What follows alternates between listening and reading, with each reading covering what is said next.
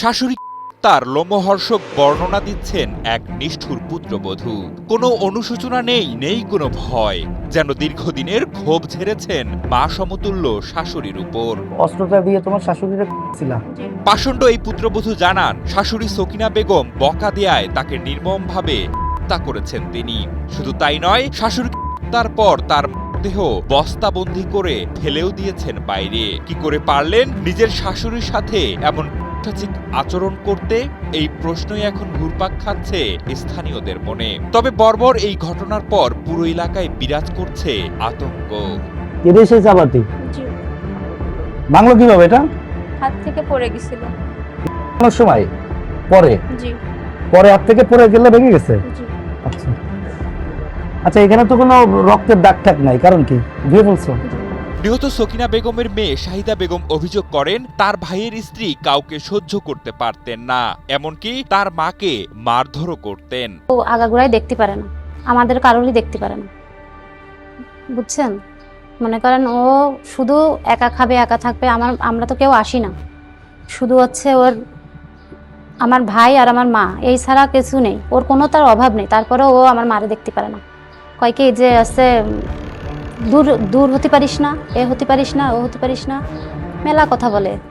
আগে 2-3 বার মাইরেছে। শাশুড়ির প্রতি পুত্রবধূর এই নির্মম বর্বরতার ঘটনাটি ঘটেছে যশোর শহরের বেসপাড়া এলাকায়। নিহত শাশুড়ি সকিনা বেগম ওই এলাকার লালচাঁদ খলিফার স্ত্রী। তিনি একমাত্র ছেলে শহীদুল ও তার স্ত্রী মরিয়মকে নিয়ে ওই বাসায় থাকতেন। এরই মধ্যে গত 21 এপ্রিল ঘটে গেল নির্মম এই ঘটনা। এদিন সারাদিনের কাজ শেষে শহীদুল বাড়ি ফিরে মায়ের খোঁজ করলে স্ত্রী জানান, তিনি বাইরে ধর্মীয় তালিমে গেছেন। কিন্তু মধ্যরাত হলেও মায়ের সন্ধান না মেলায় খোঁজাখুঁজির পর বাড়ির পাশে এক নির্জন জায়গায় মায়ের বস্তাবন্দি লাশ দেখতে পান শহীদুল। এটা ঘটনা ঘটাইছে কোথায়? এখানে রাখছিলেন? কিসের ভিতর ঢুকানো ছিল? বস্তার ভিতর ঢুকানো ছিল। তারপর কি আরও বস্তা দিয়ে ঢাকছিলেন না? বস্তাগুলো কোথা থেকে নিয়েছিলেন? ফ্রিজের ওখানে ছিল। আপনার কি এখন মনে একটু খারাপ লাগতেছে? কষ্ট হয়? এ ঘটনায় যশোরের অতিরিক্ত পুলিশ সুপার আবুল বাশার জানান, পারিবারিক কলহের জেরে মরিয়ম ক্ষুব্ধ হয়ে ঘরে থাকা একটি চাপাতি দিয়ে শাশুড়ি হত্যা করেন। এ বিষয়ে আইনানুগ ব্যবস্থা গ্রহণ প্রক্রিয়াধীন রয়েছে বলেও জানিয়েছেন এই পুলিশ কর্মকর্তা। কথা বলতে যে আমরা দেখি যে এই শহীদুল ইসলাম যে ওনার বিশেষ মরিয়ম, তার আচার আচরণ সন্দেহজনক। তখন আমরা তাকে জিজ্ঞাসাবাদ করার পর যে আমরা এক পর্যায়ে তাকে ডিবিতে নিয়ে আসি। প্রাথমিকভাবে সে বিভিন্ন সময় বিভিন্ন ধরনের তথ্য দিচ্ছিল যে তার শাশুড়ি এখানে গিয়েছে, ওখানে গিয়েছে, বিভিন্ন বিষয়ে। এই কথাগুলো যখন বারবার তাকে জিজ্ঞেস করা হয়, সে বিভ্রান্তিকর তথ্য দিচ্ছে।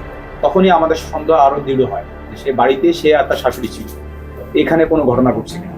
তো এই এক পর্যায়ে তাকে বারবার এই জিজ্ঞাসাবাদের এক পর্যায়ে সে যেহেতু পেশাদার শিক্ষার্থী না, সে তখন স্বীকার করে ফেলে যে তার স্বামী অর্থাৎ ওই যে মারা গেছেন ওনার ছেলে শহীদুল, সে বাইরে যাওয়ার পরে তার শাশুড়ি এবং এই ভদ্রমহিলা যে মরিয়ম অভিযুক্ত, তাদের মধ্যে কথা কাটাকাটি হয়, ঝগড়া হয়। সেই ঝগড়ার এক পর্যায়ে উত্তেজনার বশবর্তী হয়ে সে তার শাশুড়িকে তাদের ঘরে থাকা যে ছিল সেই চাপাতি দিয়ে হত্যা করে ফেলে।